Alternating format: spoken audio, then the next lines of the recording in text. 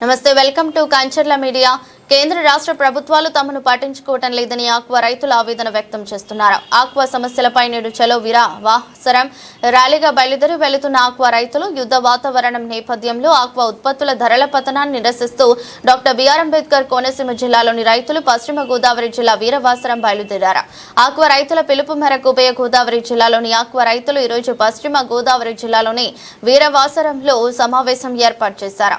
అనంతరం రైతులు ఇప్పటికే ప్రకటించారు. అమెరికా, ఇజ్రాయెల్, ఇరాన్ మధ్య కొనసాగుతున్న యుద్ధం ఆక్వా రైతుల పాలిట శాపంగా మారింది.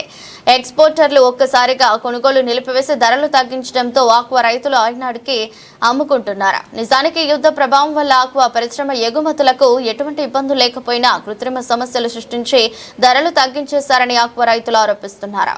ఇబ్బందులు పడే కారణం చేత ఉమ్మడి జిల్లాలు రెండు కలిపి అక్కడ వీరవాసరంలో సభ జరగడం జరుగుతుంది. ఆ సభకు కోనసీమ జిల్లా నుంచి అనేక మంది కారులో కాన్వాయ్తో వెళ్ళడం జరుగుతుంది.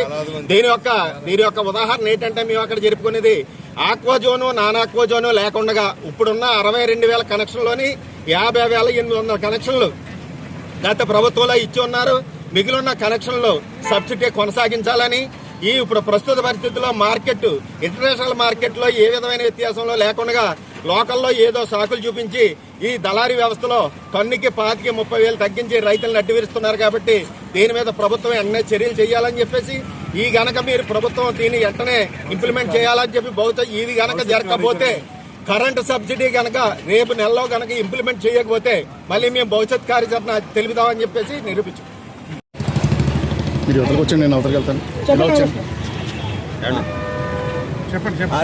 గౌరవశ్రీ ఆంధ్రప్రదేశ్ రాష్ట్ర ముఖ్యమంత్రి నారా చంద్రబాబు నాయుడు గారికి, డిప్యూటీ సీఎం పవన్ కళ్యాణ్ గారికి ఆక్వా రైతుల తరపున విన్నవించుకునేది ఏంటంటే గత కొంతకాలంగా ఆక్వా పరిశ్రమ చాలా కుదేలయ్యి ఉంది. ఇది ఇంటిలీటరమే ఉంది. కానీ మీరు ఎలక్షన్లో భాగంగా క్యాన్వాస్లో భాగంగా వచ్చినప్పుడు ఆఖరి చెరువు వరకు నాన్ ఆక్వా జోను లేకుండా ఆఖరి చెరువు వరకు రూపాయన్నర సబ్సిడీ ఇచ్చి ఉంటానన్నారు.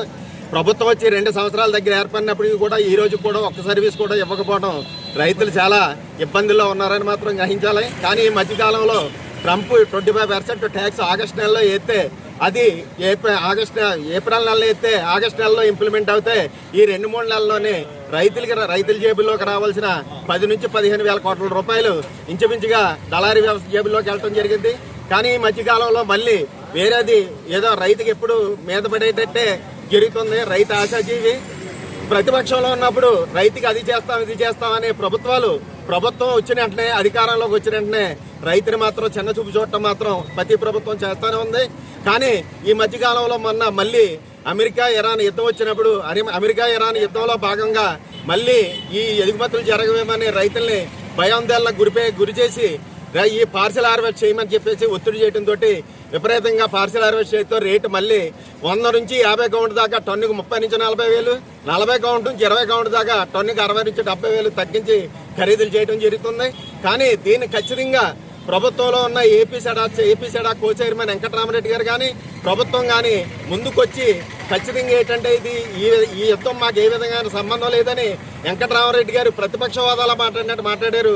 కానీ రైతు పక్షపాతిగా మాట్లాడలేదని మాత్రం ఇంతాను. ఎందుకంటే అందరూ ఒకేసారి పట్టుబడి జరిగితే రేట్లు ఎందుకు తగ్గవబ్బాయి అని చెప్పేసి అని మాట్లాడాడు వెంకటరామరెడ్డి గారు. అది 100% తప్పని చెప్తున్నాం.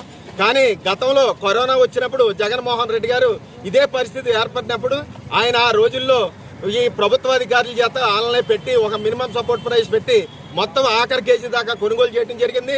ఆ రోజు ఆ పరిస్థితి కానీ జరగపోయి ఉంటే ఈవేళ ఆక్వా పరిశ్రమ కనుమరుగయ్యి ఉండేది. కానీ ఇప్పుడున్న పరిస్థితుల్లో మీరు ఎట్టి పరిస్థితుల్లో నా వేళ వెంకటరామరెడ్డి గారు బయటకు వచ్చి ఏం చెప్పాలంటే ప్రభుత్వం తరపుని మీరు అధైర్యపడద్దు, ఎవరో పార్సల్ హార్వెస్ట్ చేయొద్దు, యుద్ధం గారికి దీనికి సంబంధం లేదు. మాది ఎప్పుడు ఇంటర్నేషనల్ మార్కెట్కి సంబంధించిన వ్యవస్థ ఇది. ఇంటర్నేషనల్ మార్కెట్లో రేటు తగ్గితేనే తగ్గాలి. కానీ అటువంటి పరిస్థితి లేకుండా యుద్ధాన్ని సాక్గా చూపించి మళ్ళీ కొన్ని వేల కోట్లు ఈ ఎక్స్పోర్టర్ దోయటం జరిగింది.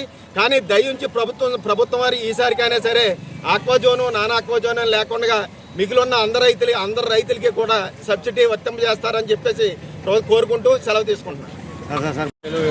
చలో వీరవాసరం, చలో వీరవాసరం, రైతుల ఐక్యత.